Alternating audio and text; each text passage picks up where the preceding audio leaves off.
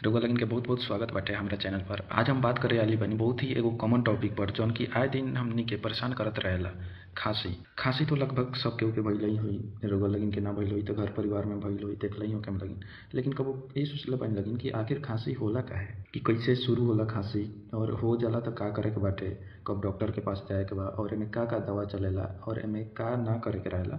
इ सब आज के हम वीडियो में रउआ लोगन के बतावे वाली बानी। तो देखी, खांसी कोनो बीमारी ना हटे, इ एगो शरीर के प्रक्रिया हटे जौन की खुद से ही हमनी के शरीर के बचावेला। जब कबो सांस के नली में धूल धुआं चाहे बैक्टीरिया वायरस फंगी कुछ चल जाला, कोनो भी प्रकार के परजीवी चल जाला, तब शरीर अपन रास्ता साफ करे खातिर खांसी लियावेला।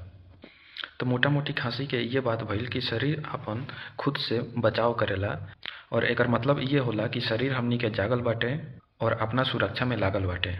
तो आई रउआ के हम ई पिक्चर से समझाओ तनी कि आखिर हमनी के खांसी कैसे हो जाला।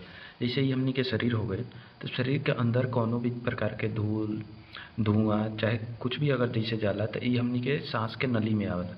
ठीक बा, ये हो गई हमनी के सांस के नली हो गई। अब एमे आके कहीं फंस गई तो फिर का होला कि शरीर अपन रिकवरी करे के चाहेला, वो शरीर स्वास्थ्य करे के चाहेला, तो वो खांसी लियावेला। अब खांसी होला तो अंदर से हवा बाहर आवेला, ताकि धूल या धुआं या कुछ भी फसल होके अगर सांस के नली में तो बाहर निकल जाए और हमनी के शरीर स्वस्थ रहे। तो आई हमनी के जानल जाओ कि खांसी के मेन कारण का होला। पहिलका तो सर्दी चाहे जुकाम हो गई, जौना कि इंग्लिश में कॉमन कोल्ड कहल जाला। इ जब वायरल इन्फेक्शन होला तो बलगम जम जाला हमनी के गला में, जौना के वजह से गला में जलन होके लागेला, तो ओकरे के कॉमन कोल्ड कहल जाला। दूसरका धूल चाहे धुआं के एलर्जी हो गई, तो ओकरा वजह से गला में जलन चाहे खुजली टाइप के होके लागेला। तीसरका सबसे कॉमन और सबसे बड़का चीज़ बाटे जौन की स्मोक कईला से, सिगरेट पियला से बहुत आदमी के खांसी हो जाला, ओमे गला में बलगम आवे लागेला। सिगरेट का होला कि सिगरेट जब पियल जाला तो धुआं हमनी के गला के अंदर जाला और ई सांस के नली के ब्लॉक करे लागेला। तब शरीर का करला अंदर से हवा छोड़ेला ताकि धुआं बाहर निकलो। धुआं के बाहर निकालेला कि जब हवा अंदर से बाहर आवेला तो वो खांसी के रूप में आवेला। और अगला कारण हो गई पोल्यूशन। शहर के हवा में केमिकल गैस धूल के मात्रा बहुत ज़्यादा होला, तो वहाँ खांसी आवल मतलब एगो कॉमन चीज़ बाटे। और हाँ, अगर खांसी 1 महीना से ऊपर जाताटे, छूटत नहीं के, दवा लेता नहीं रहुआ ठीक नहीं के होत, तो ई एगो संकेत हो गई अस्थमा ब्रोंकाइटिस और टीबी के। तो एकर सबसे पहले रहुआ जाके जांच जरूर कराई। अब आई देखल जाओ कि खांसी कौन कौन प्रकार के होला। एगो तो पहिलका ड्राई कफ होला, जौना के सूखी खांसी कहल जाला। एमे का होला कि रउआ कोनो तरह के बलगम ना आवेला, गला जाम हो जाला, जौना के वजह से गला सूज जाला और ये एलर्जी के संकेत देवेला। सिरका हो गई वेट कफ, जौना के बलगम वाला खांसी कहल जाला या गीला खांसी होला। तो एमे का होला कि हमनी के शरीर के अंदर से बलगम निकलेला। एकर मतलब सीधा ये होला कि शरीर के अंदर कोनो टाइप के इन्फेक्शन भइल बा, जौना के वजह से बलगम बनता, म्यूकस बनताटे, तो वो शरीर से बाहर निकलेला, ओकरा के कहल जाला वेट कोल्ड। और हाँ, एक बार और, अगर 3 हफ्ता से ज़्यादा कोनो प्रकार के खांसी होता रहुआ तो एक बार जाके ओकर जांच जरूर कराई, काहे कि टीबी और अस्थमा के संकेत हो सकता। अब देखिए, हम कुछ घरेलू उपाय बताओ तनी जौना से हमनी के खांसी के ठीक कईल जा सकता। पहिलका उपाय बाटे तुलसी अदरक और शहद के अगर मिला के पिए तनी तो गला के हमनी के ठीक करेला। दूसरका बाटे शहद के अगर गर्म पानी में मिक्स करके पिए तनी तो ई सूखी खांसी लागी बहुत अच्छा इस्तेमाल में आवेला। तीसरका हवे कि गुनगुना पानी में अगर नमक मिला के पिए तनी तो गला के इन्फेक्शन के हमनी के राहत देवेला। जैसे हल्दी वाला दूध पी, ऐसे भी हमनी के खांसी ठीक होला। फिर से ठंडा चीज़ चाहे सिगरेट चाहे धूल या फिर कोनो ऐसा जगह पर ना जाई जहाँ पर बहुत ज़्यादा धुआं होके जैसे खांसी हो सकता है, तो ऐसे हमनी के घरेलू उपाय करके बचाव कईल जा सकता खांसी से। देखिए, कौन ऐसा कंडीशन आ जाई जौना में हमनी के डॉक्टर के पास गईल जरूरी होला। जैसे कि अगर 3 हफ्ता से ज़्यादा खांसी हो गई, ठीक नहीं के हो, तब तो रउआ डॉक्टर के पास जइबे करी। फिर से अगर खांसी होताटे, कफ आवताटे, अंदर से बलगम आवताटे, तो उमें खून अगर आवता तब गारंटी जाई डॉक्टर के पास। चाहे सांस लेवे में कोनो प्रकार के तकलीफ आवता तब भी डॉक्टर से मिली। ये सब टीबी और अस्थमा के लक्षण हो सकताटे, तो डॉक्टर के पास जरूर से जरूर जाई और एकर सलाह ली और इलाज कराई।